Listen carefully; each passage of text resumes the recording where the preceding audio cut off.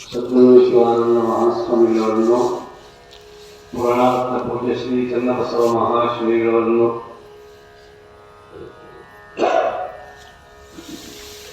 ವೇದಾಂತಕ್ಕೆ ಶ್ರೀ ಪೂಜ್ಯ ಶ್ರೀ ಮಲ್ಲಿಕಾರ್ಜುನ ಮಹಾಶ್ರೀಗಳನ್ನು ಸ್ಮರಣೆ ಮಾಡಿಕೊಂಡು ಬಸವಾದಿ ಪರಮಪದದಲ್ಲಿ ಶರಣೆಂದು ಪೂಜ್ಯ ಸಿದ್ದೇಶ್ವರಪ್ಪರವರನ್ನು ಸ್ಮರಿಸಿ ಮಹಾಶಿವರಾತ್ರಿಯ ಪರ್ವದಲ್ಲಿ ನೆರೆದಿರುವಂತಹ ಶಿವಸ್ವರೂಪಿಗಳ ತಾಯಂದರೆ ಶರಣರೇ ಮುದ್ದು ಮಕ್ಕಳೇ ತಮ್ಮೆಲ್ಲರಿಗೂ ಶರಣಾರ್ಥಿಗಳು. ಜೀವನಿಗೆ ಬಂಧನ ಅಂತಕ್ಕಂಥದ್ದು ಉಂಟಾಗಿದೆ. ಜೀವ ಅಂದರೆ ಈ ಮನುಷ್ಯ ಅಂದರೆ ಮನುಷ್ಯರು ಅಂತಂದ್ರೆ ಎಲ್ಲ ಮನುಷ್ಯರು ಅಲ್ಲ. ಯಾರು ತಮ್ಮನ್ನು ತಿಳಿದುಕೊಂಡಿದ್ದಾರೆಯೋ ಅವರು ಮಾನವರು. ಅವರೇ ಮುಂದೆ ಮಹಾದೇವಾಗಲಿಕ್ಕೆ ಸಾಧ್ಯ ಇದೆ. ತಮ್ಮನ್ನು ತಾನು ತಿಳಿದಾದಂತಹ ಅಜ್ಞಸ್ಥಿತಿಯಲ್ಲಿರ್ತಕ್ಕಂಥವರು ಅವರಿಗೆ ಜೀವರು ತಿಳಿತಾರೆ, ಜೀವಾತ್ಮರು ತಿಳಿತಾರೆ.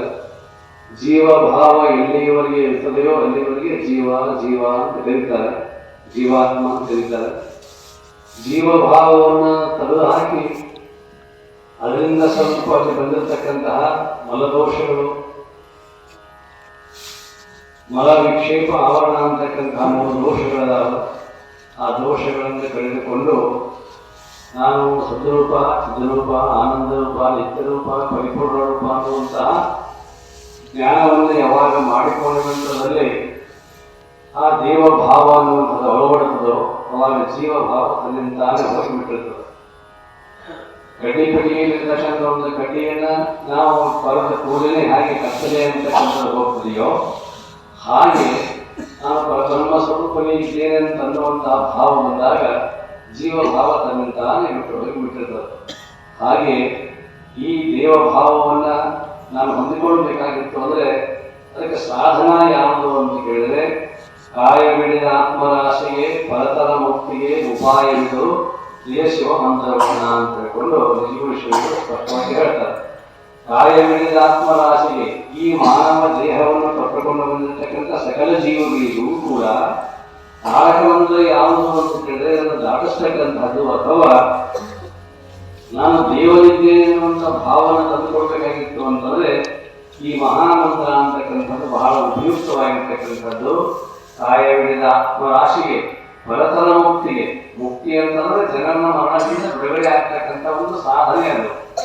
ಅದನ್ನು ನಾವು ಮಾಡ್ಕೊಳ್ಬೇಕಾಗಿತ್ತು ಅಂದ್ರೆ ಸಾಧನಾ ರೂಪದಲ್ಲಿ ಬರ್ತಕ್ಕಂಥದ್ದು ಈ ಮಂತ್ರ ಅಂತಕ್ಕಂಥದ್ದು. ಉಪಾಯವಿದು ಇದೊಂದು ಸಾಧನೆ, ಇದೊಂದು ಉಪಾಯ ಯಾವುದು ಅಂತಂದ್ರೆ ಈ ದಂಡೆಯಿಂದ ಆ ದಂಡೆಗೆ ನಾವು ಹೋಗ್ಬೇಕಾಗಿತ್ತು ಅಂದ್ರೆ ಅವಾಗ ಹರಿಗೋಲ್ ಅಂತಕ್ಕಂಥವು ಇದ್ದು, ನಾವು ಅಂತಕ್ಕಂಥವುಗಳಿದ್ದು ಆ ನೀರಿನಲ್ಲಿ ದಾಟಲಿಕ್ಕೆ ಹಾಗೆ ನಮ್ಗೆ ಆ ನಾವು ಅನ್ನುವಂಥದ್ದು ಹೇಗೆ ಸಾಧನವೋ ಹಾಗೆ ಈ ಜನನ ಮತ್ತು ಮರಣ ಅಂತಕ್ಕಂತಹ ಈ 2 ದಂಡೆಗಳನ್ನು ದಾಟಿಕೊಂಡು ಹೋಗಬೇಕಾಗಿತ್ತು ಅಂತಂತಂದ್ರೆ ಮಧ್ಯದಲ್ಲಿ ನಮಗೆ ಬರ್ತಕ್ಕಂಥ ವಿಶಿಷ್ಟವಾಗಿರ್ತಕ್ಕಂಥ ಸಾಧನೆ ಯಾವುದು ಅಂದರೆ ಈ ಮಹಾಮಂತ್ರ ಓಂ ನಮಃ ಶಿವಾಯ, ಶಿವಾಯ ನಮಃ ಓಂ ಅಂತಕ್ಕಂಥ ಈ ಮಂತ್ರ ಅಂತಕ್ಕಂಥದ್ದು. ಇದನ್ನ ಒಬ್ಬ ವಿಶಿಷ್ಟವಾಗಿರ್ತಕ್ಕಂತಹ ಆ ನಾವನ್ನ ಆ ಕಡೆಗೆ ದಾಟಿಸ್ತಕ್ಕಂತಹ ಆ ದಂಡಿಗೆ ಒಯ್ಯತಕ್ಕಂಥ ವಿಶಿಷ್ಟ ಕಲೆ, ಹುಟ್ಟನ್ನು ಹಾಕ್ತಕ್ಕಂಥ ಕಲೆ, ಆ ಹರಿಗೋಲನ್ನು ನಡೆಸ್ತಕ್ಕಂಥ ಕಲೆ ಸದ್ಗುರು ಅಂತಕ್ಕಂಥ ಒಬ್ಬ ಅಂಬಿಗನಿಗೆ ಗೊತ್ತಿದೆ. ಆ ಅಂಬಿಗ ಅಂತಕ್ಕಂಥವನು ಈ ನಾಮಸ್ಮರಣೆ ಅಂತಕ್ಕಂಥ ಶಿವಾಯ ನಮಃ ಓಂ ಅಂತಕ್ಕಂತಹ ಒಂದು ಮಹಾಮಂತ್ರದಿಂದ ಈ ಜೀವಾತ್ಮರನ್ನ ಆ ಕಡೆಗೆ ಪರಂಧಾಮದ ಕಡೆಗೆ ಪರಮಾತ್ಮನ ಒಂದು ಸನ್ನಿಧಾನಕ್ಕೆ ಒಯ್ಯತಕ್ಕಂಥ ಕೆಲಸವನ್ನ ಮಾಡ್ತಕ್ಕಂಥದ್ದಕ್ಕೆ ಇದಕ್ಕೆ ತಾರಕ ಮಂತ್ರ ಅಂತ ಕರೀತಾರೆ. ಇದು ಈ ಸಂಸಾರದಿಂದ ಬಿಡುಗಡೆ ಅಂತಕ್ಕಂಥದ್ದು. ಅರ್ಥಾತ್ ಜನನ ಮರಣ ಅಂತಕ್ಕಂಥ ಸಂಸ್ಕೃತಿ ಅನ್ನುವಂಥದ್ದು ಇದೆಯಲ್ಲ, ಈ ಸಂಸ್ಕೃತಿಯನ್ನು ದಾಟಿಸ್ತಕ್ಕಂತಹ ಒಂದು ವಿಶಿಷ್ಟವಾಗಿರ್ತಕ್ಕಂತಹ ನಮಗೆ ಕೊಟ್ಟಿರ್ತಕ್ಕಂಥದ್ದು ಒಂದೇ ಒಂದು ಮಂತ್ರ. ಉಳಿದ ಯಾವ ಮಂತ್ರಗಳು ನಮ್ಮನ್ನು ದಾಟಿಸಲಿಕ್ಕೆ ಸಾಧ್ಯವಿಲ್ಲ. ಉಳಿದ ಎಲ್ಲ ಮಂತ್ರಗಳು ಬೇಕಾದಷ್ಟು ಮಂತ್ರಗಳದಾವ, 7 ಮಹಾಮಂತ್ರಗಳದಾವ. ಆ 7 ಕೋಟಿ ಮಹಾಮಂತ್ರಗಳು ನಮ್ಮ ಜೀವನವನ್ನು ಏನಾದರೂ ಒಂದಿಷ್ಟು ಜೀವನವನ್ನು ನಡೆಸಲಿಕ್ಕೆ ಸಾಧನೀಭೂತವಾಗಿರ್ತಕ್ಕಂತಹ ಮಂತ್ರಗಳವನಃ ಈ ಸಂಸಾರದಿಂದ, ಸಂಸ್ಕೃತಿಯಿಂದ, ದುಃಖದಿಂದ ಬಿಡುಗಡೆ ಮಾಡ್ತಕ್ಕಂತಹ ಆ ಮಂತ್ರಗಳೆಲ್ಲವೂ ಕೂಡ ಅಲ್ಲ. ನಮ್ಮನ್ನು ದಾಟಿಸ್ತಕ್ಕಂತಹದ್ದು ವಿಶಿಷ್ಟವಾಗಿರ್ತಕ್ಕಂಥ ಮಂತ್ರ ಯಾವುದು ಅಂತಂದರೆ ಈ ಶಿವಾಯ ನಮಃ ಓಂ ಅಂತಕ್ಕಂಥ ಮಂತ್ರ. ಇದನ್ನು ಋಷಿಮುನಿಗಳು ತಾವು ಸಾಧನೆಯನ್ನು ಮಾಡಿ ನಮಗೆ ಕೊಟ್ಟಿರ್ತಕ್ಕಂತಹದ್ದು, ತಾವು ಅನುಭವಿಸಿರ್ತಕ್ಕಂಥ ಆನಂದವನ್ನು ನಮಗೂ ಒಂದಿಷ್ಟು ಆನಂದ ಪಡ್ರಿ ಅಂತ ತಿಳ್ಕೊಂಡು ಬಹಳ ದೊಡ್ಡ ಆಸ್ತಿ ಯಾವುದು ಅಂತಂದರೆ ಈ 6 ಅಕ್ಷರಗಳ ಮಂತ್ರ ಅಂತಕ್ಕಂಥದ್ದು. ಕೊನೆಯವರೆಗೂ ಇರತಕ್ಕಂಥದ್ದು ನಮ್ಮ ಉಸಿರಾಟದೊಂದಿಗೆ ಇರತಕ್ಕಂಥ ಮಹಾಮಂತ್ರ. ಇದನ್ನು ಪಠಣ ಮಾಡ್ತಾ ಮಾಡ್ತಾ ಮಾಡ್ತಾ ಮಾಡ್ತಾ ನಾವು ಈ ದುಃಖವನ್ನು, ಅನೇಕ ದುಃಖಗಳಿದಾವ, ಆ ದುಃಖಗಳನ್ನು ಮರಿಲಿಕ್ಕೆ ಸಾಧನೆ ಯಾವುದು ಅಂತ ಕೇಳಿದರೆ ಈ ಮಹಾಮಂತ್ರ ಅಂತಕ್ಕಂಥದ್ದು. ಇಂಥ ಮಹಾಮಂತ್ರವನ್ನು ಪಠಣ ಮಾಡಿ ನಮ್ಮ ಜೀವನವನ್ನು ಮುಕ್ತ ಮಾಡಿಕೊಳ್ಳಲಿಕ್ಕೆ ಬಹಳ ವಿಶಿಷ್ಟವಾಗಿರ್ತಕ್ಕಂತಹ ಕಲೆಯನ್ನು ಕೊಟ್ಟು ಹೋಗಿದ್ದಾರೆ ನಮ್ಮ ಹಿರಿಯರು, ನಮ್ಮ ಋಷಿಮುನಿಗಳು, ವಚನಕಾರರು, ಶರಣರು, ದಾಸರು, ಸಂತರು, ಮಹಾನ್ ಮಹಾನ್ ಮಹಾನ್ ಪ್ರವೃತ್ತಿಗಳು ಈ ಒಂದು ದೊಡ್ಡ ಸಾಧನೆಯನ್ನು ಕೊಟ್ಟು ಹೋಗಿದ್ದಾರೆ. ಇಂತಹ ಒಂದು ದುಃಖವನ್ನು ನಿವಾರಣೆ ಮಾಡ್ತಕ್ಕಂಥ ಅದ್ಭುತವಾಗಿರ್ತಕ್ಕಂಥ ಮಂತ್ರ ಈ ಶಿವಾಯ ನಮಃ ಮಂತ್ರ. ನಾವೆಲ್ಲರೂ ಇಲ್ಲಿವರೆಗೆ ಒಂದು ತಾಸು, ಬಹುತೇಕ 15-20 ನಿಮಿಷ ನೀವೆಲ್ಲ ಜಪ ಮಾಡಿದ್ದೀರಿ. 1 ತಾಸು ಆದ ಕೂಡ ನಿಮ್ಮ ಶರೀರ ನಿಮ್ಮ ಕೈಯಾಗ ಉಳಿಲಿಲ್ಲ. ಅವಾಗ ಸ್ವಲ್ಪ ಏನೇನೋ ಪ್ರಾರಂಭ ಆದವು. ಅದು ಸ್ಟೆಮಿನಾ ಅಷ್ಟೇ ಇರ್ತದೆ, ಅದು ಬಹಳ ತನ ಇರೋದಿಲ್ಲ. ಅದಕ್ಕಾಗಿಯೇ ನಾವು ಹೇಳೋದು, ಶರೀರಕ್ಕೆ ತ್ರಾಸ ಮಾಡಿಕೊಂಡು ಸಾಧನೆ ಮಾಡುವಂಥ ಅವಶ್ಯಕತೆ ಇಲ್ಲ. ಅದಕ್ಕಾಗಿ ನಾವು ಕುರ್ಚಿ ಹಾಕೀವಿ, ಬೇಕಾದಷ್ಟು ಸಿಂಹಾಸನಗಳದಾವ ನಿಮಗೆ. ಯಾರಿಗೆ ಕೂಡಲಿಕ್ಕೆ ಸಾಧ್ಯ ಇದೆಯೋ ಅವರು, ಯಾಕಂತಂದ್ರೆ ಶರೀರ ವಯಸ್ಸಾದಂಗೆ ತನ್ನತನವನ್ನು ತಾನು ಕಳ್ಕೊಳ್ತಾ ಹೋಗ್ತದೆ. ಅದಕ್ಕೆ ಹಿಂಸೆಯನ್ನು ಕೊಟ್ಟು ನಾವು ಮಂತ್ರ ಅಂತಂದ್ವಿ ಅಂತಂತಂದ್ರೆ ಅವಾಗ ಅದು ಮಂತ್ರ ಹೇಳ್ತದೆ, ಇಷ್ಟು ತ್ರಾಸ ಮಾಡ್ಕೊಂಡು ಅನ್ನಕ್ಕೆ ಹೋಗಬೇಡ. ಆ ಮಂತ್ರ ನಮಗೆ ಹೇಳ್ತದೆ, ಇಷ್ಟು ತ್ರಾಸ ಮಾಡ್ಕೊಂಡು ಅನ್ನಕ್ಕೆ ಹೋಗಬೇಡ, ನಿನಗೆ ಎಷ್ಟು ಹೆಂಗೆ ಸಾಧ್ಯವೋ ಹಾಗೆ ಮಲ್ಕೊಂಡು ಕೂತಿಂದನಿ ಹೆಂಗೆ ಬೇಕಾದಂಗೆ ನೆನಿ ಅಂತ ತಿಳ್ಕೊಂಡು ನಮ್ಗೆ ಹಿರಿಯರು ಹೇಳಿಕೊಟ್ಟಿದ್ದಾರೆ. ಅದಕ್ಕಾಗಿ ಮತ್ತೆ ಮಕ್ಕಳು ನೆನೆದರೆ ಮತ್ತೆ ಈಗಲ್ಲ ಈಗೆಲ್ಲದು.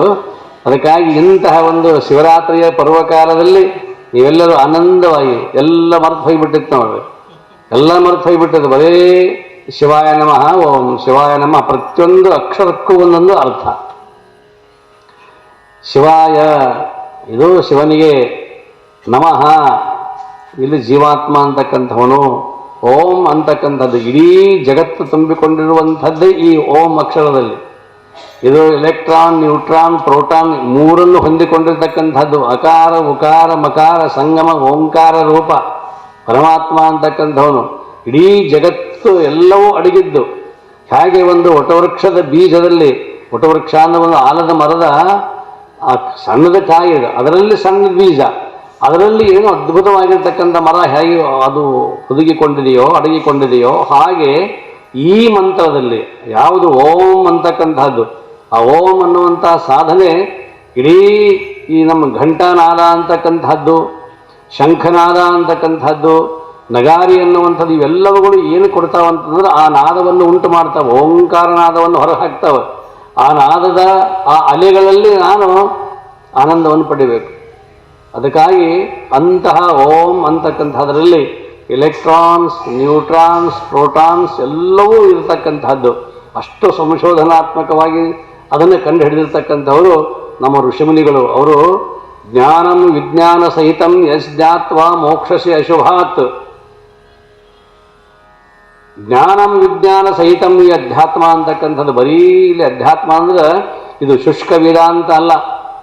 ವೇದಾಂತ ಅಂದ್ರೆ ನಾವು ಏನು ತಿಳ್ಕೊಂಡ್ಬಿಟ್ಟಿದ್ದೇವೆ ಅಂದ್ರೆ ಅದೆಲ್ಲ ವಯಸ್ಸಾದ ಮೇಲೆ ಎಲ್ಲ ಯಾರೂ ಕೇಳ್ತಕ್ಕಂಥದ್ದು ಹಾಗಲ್ಲ. ಎಲ್ಲರೂ ಅನುಭವಿಸ್ತಕ್ಕಂಥದ್ದು. ಮಕ್ಕಳಾದಿಯಾಗಿ ಗರ್ಭದಲ್ಲಿ ಇರ್ತಕ್ಕಂಥ ಶಿಶುವು ಕೂಡ ಅದನ್ನೇ ಧ್ಯಾನ ಮಾಡಿ ಹೊರಗೆ ಬಂದಿರತಕ್ಕಂಥದ್ದು. ಹೊರಗೆ ಬರುವಾಗ ಮರೆತು ಹೋಗಿಬಿಡುತ್ತೆ ಅಷ್ಟೇ. ಆ ಮರುವನ್ನು ಒಂದಿಷ್ಟು ಮತ್ತೆ ನಮಗೆ ನೆನಪು ಮಾಡಿಕೊಳ್ಳುವ ಸಲುವಾಗಿ, ಕೊಡುವ ಸಲುವಾಗಿ ಇಲ್ಲಿ ಗುರುಗಳಾಗಿರ್ತಕ್ಕಂಥವರು, ಶಾಸ್ತ್ರಗಳು ನಮಗೆ ಆ ರೀತಿಯಾಗಿರ್ತಕ್ಕಂಥ ಬೋಧನೆಯನ್ನು ಮಾಡಿದ್ದಾವೆ. ಅಂತಹ ಒಂದು ಮಹಾಮಂತ್ರವನ್ನು ಪಠಣ ಮಾಡಿ ಮಾಡಿ ಮಾಡಿ ಮಾಡಿ ನಮ್ಮ ಜೀವನವನ್ನು ಸಾರ್ಥಕ್ಯ ಮಾಡಿಕೊಳ್ಳಬೇಕಂತಕ್ಕಂಥ ದೃಷ್ಟಿಯಿಂದ ನೀವು ಯಾವುದೇ ಆಸನದಲ್ಲಿ ಕೂಡಬಹುದು. ಇದು ಸಿದ್ಧಾಸನ ಇರಬಹುದು, ಪದ್ಮಾಸನ ಇರಬಹುದು, ಸ್ವಸ್ತಿಕಾಸನ ಇರಬಹುದು, ಸುಖಾಸನ, ಯಾವುದರ ಆಸನ ಕಡೆಗೆ ಶವಾಸನ ಇರಲಿಲ್ಲ. ಕೊನೆಗೆ ಅವರು ಶವಾಸನ ಅಂದರೆ ಎಲ್ಲ ನೀವು ಆಸನಗಳನ್ನು ಮಾಡಿ, ಬೇಕಾದಷ್ಟು ಆಸನಗಳಿದಾವೆ, 84 ಆಸನಗಳಿದಾವೆ, 100 ಆಸನಗಳಿದಾವೆ. ಆಸನ ಮಾಡಿ ಕೊನೆಗೆ ಶವಾಸನ ಹಾಕ್ಕೊಳ್ಬೇಕು ಅಂತ ಅರ್ಥ. ಮತ್ತು ನೀವು ಹಂಗನ್ನಾಗಿಲ್ಲ, ಮೊದಲ ಶವಾಸನ ಹೇಳಿಬಿಟ್ಟು ಸಾಕು, ಯಾವ ಆಸನಗಳು ಬೇಡ, ತ್ರಾಸು ತಗೊಳ್ಳೋದು ಬೇಡ, ಮೊದಲೇ ಇಲ್ಲ, ಹಾಗಿಲ್ಲ. ಪ್ರಯತ್ನವೂ ಕೂಡ ಬೇಕಾಗ್ತದೆ. ಶರೀರ ಒಂದಿಷ್ಟು ಬಳಲಿರ್ತದಲ್ಲ, ಕೊನೆಗೆ ಎಲ್ಲ ಆಯಾಸ ಆಗಿದ್ದರು, ವಯಸ್ಸಾಗಿದ್ದರು ಕೂಡ ಶವಾಸನದಲ್ಲಿ ನಾವಿದ್ದ, ಶವಾಸನ ಅಂತಂದ್ರೆ ನಿಶ್ಚೇಷ್ಟಿತವಾಗಿರ್ತಕ್ಕಂಥ ಆಸನ. ಜೀವ ಇರ್ತದೆ, ಆದರೆ ಚಲವಲನೆಗಳಿರುವುದಿಲ್ಲ. ಅಂಥ ಸಂದರ್ಭದಲ್ಲಾದರೂ ಸಹಿತ ಮನಸ್ಸು ಇರ್ತದಲ್ಲ, ಜೀವ ಇರ್ತದಲ್ಲ, ಜೀವಾನ ಮನಸ್ಸು ಮಾಡಬೇಕು. ಯಾವಾಗ ಮಂತ್ರದ ಕಡೆ ಮನಸ್ಸು ಹೋಗ್ತದೆ, ಈ ಕಡೆ ಈ ಶರೀರದ ಕಡೆ ಭಾವ ಇರುವುದಿಲ್ಲ, ಬಳಲಿಕೆ ಅನ್ನುವಂಥದ್ದು ಇರುವುದಿಲ್ಲ, ದುಃಖ ಅನ್ನುವಂಥದ್ದು ಇರುವುದಿಲ್ಲ. ಅದಕ್ಕಾಗಿ ಆ ಮಹಾಮಂತ್ರವನ್ನು ಅದು ಆ ಟೈಮಿಗೆ ನೆನಪಾಗಬೇಕಲ್ರಿ ಶಿವಾಯ ನಮಃ. ಆ ಸಮಯದಲ್ಲಿ, ಜೀವ ಹೋಗುವ ಸಮಯದಲ್ಲಿ ಶಿವಾಯ ನಮಃ ಅಂತಕ್ಕಂಥ ಭಾವ ಬರಬೇಕಾಗಿತ್ತು. ಬಹಳ ಕಷ್ಟದ್ದು. ಅಂತಹ ಒಂದು ಅದ್ಭುತವಾಗಿರ್ತಕ್ಕಂಥ ಮಹಾಮಂತ್ರವನ್ನು ಶಕ್ತಿ ಇತ್ತು ಅಂತಂದ್ರೆ ಆಸನದಲ್ಲಿ ಕೂಡ್ಕೊಳ್ಳಿ. ಇರಲಿಲ್ಲ, ಅಶಕ್ತರಾಗಿದ್ದೀವಿ ಅಂತಂದರೆ ಯಾವುದೇ ಆಸನದ ಮೇಲೆ ಕೂತ್ಕೊಂಡು ನೀವು ಮಾಡಿರಿ, ಅದರಿಂದ ಲಿಂಗಾಂಗ ಸಾಮರಸ್ಯದ ಅನುಭವ ಅಂತಕ್ಕಂಥದ್ದು ನಮಗಾಗಲಿಕ್ಕೆ ಸಾಧ್ಯ. ಈ ಅಂಗ ಲಿಂಗದಲ್ಲಿ ಬೆರಿಬೇಕು, ಈ ಜೀವ ದೇವದಲ್ಲಿ ಬೆರಿಬೇಕು.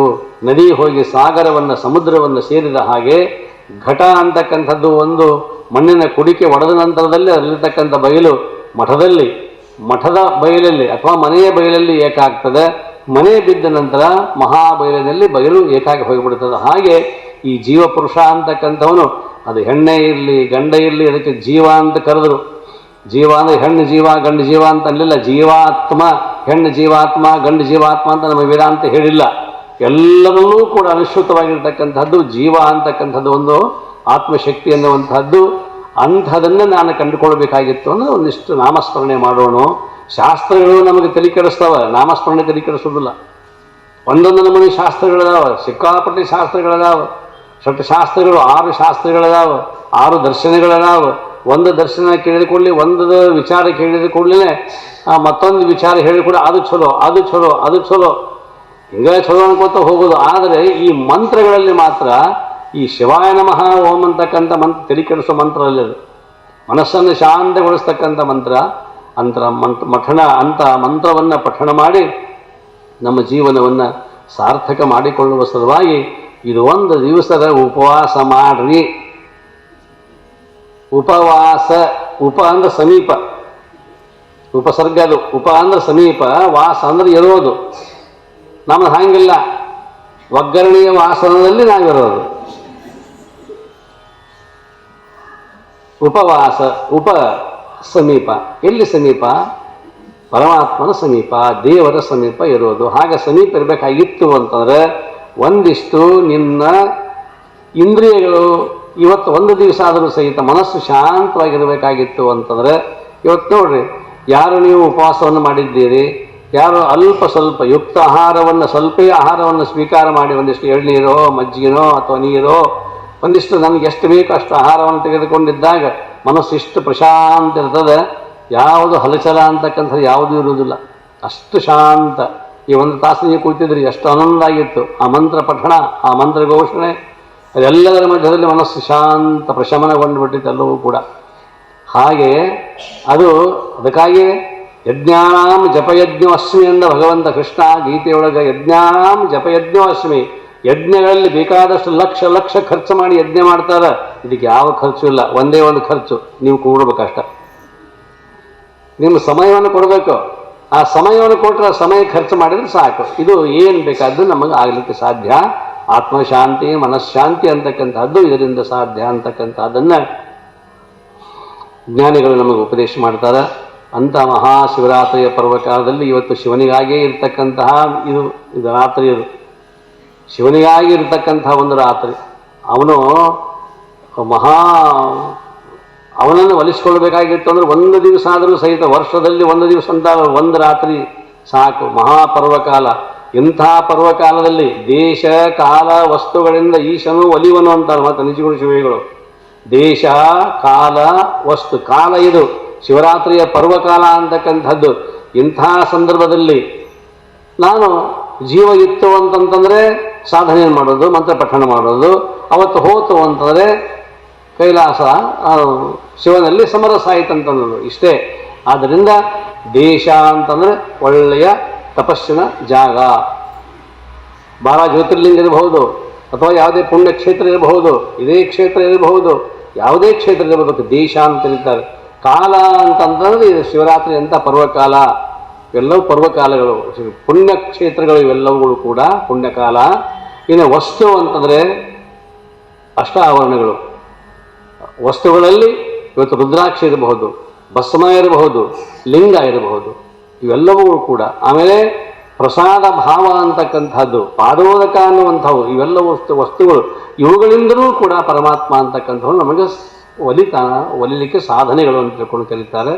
ಇಂಥ ಮಹಾಮಂತ್ರವನ್ನು ಪಠಣ ಮಾಡಿ ನಮ್ಮ ಜೀವಭಾವವನ್ನು ತೆಗೆದುಹಾಕ್ಕೊಂಡು ದೇವಭಾವದಲ್ಲಿ ನಾವು ಸಮರಸಾಗೋಣ ಅಂತಕ್ಕಂತಹ ಶಿವರಾತ್ರಿಯ ಈ ಸಂದರ್ಭದಲ್ಲಿ 4 ಮಾತುಗಳನ್ನು ಸದ್ಗುರುಗಳ ಪಾದಕ್ಕೆ ಅರ್ಪಿಸಿ ಇವತ್ತಿನ ಕಾರ್ಯಕ್ರಮವನ್ನು ಮುಕ್ತಾಯ ಮಾಡೋಣ. ಇವೆಲ್ಲರೂ ಬಂದ್ರಿ, ಈ ಜಪಯಜ್ಞದಲ್ಲಿ ಭಾಗವಹಿಸಿದಿರಿ. ಹಂಗನೇ ಹಾಕೋಲ್ಲ, ಕುಂದ್ರಲ್ಲ, ಒಟ್ಟು ಕುಂತಿರಲ್ಲ ಸಾಕು. ಕೆಲವರಿಗೆ 15 ನಿಮಿಷ, ಕೆಲವರಿಗೆ 20 ನಿಮಿಷ, 25 ನಿಮಿಷ ನಾವು ನೋಡ್ಕೊಂತಾನೆ ಇದ್ದೀವಿ. ಅಷ್ಟು ಸಮಯ ಅದಕ್ಕೊಳ್ಳಿ ನೋಡ್ತಿದ್ದೆ ನಾನು ಸಹಜ. ಅದು ಯಾವ ಭಾವದಿಂದಲೂ ಕೂಡ, ಯಾವುದೇ ಸ್ಥಿತಿಯಲ್ಲಿದ್ದರೂ ಕೂಡ ಮಂತ್ರ ಪಠಣವನ್ನು ಮಾಡಿದರೆ ಅದರ ಲಾಭ ನಮಗೆ ಆಗೇ ಆಗ್ತದೆ ಅಂತಕ್ಕಂಥ ಮಾತನ್ನು ಹೇಳ್ತಾ ಈ ಕಾರ್ಯಕ್ರಮದಲ್ಲಿ ಪಾಲ್ಗೊಂಡಿರ್ತಕ್ಕಂಥ ತಮಗೆ ಮತ್ತೊಮ್ಮೆ ಶರಣಾರ್ಥಿಗಳನ್ನು ಹೇಳಿ, ಈಗ ಮಂಗ ಮೇಲೆ ನಿಮಗೆ ಅಲ್ಲೇನೋ ಹುಗ್ಗಿ ಸಚಿನ ಹುಗ್ಗಿ. ಇವತ್ತು ಏಕಾದಶಿ ಅಲ್ಲ? ಏಕಾದಶ 11 ಇಂದ್ರಿಯಗಳು. ಏಕಾದಶಿ ಅಂದರೆ ತಿಥಿನೂ ಕೂಡ.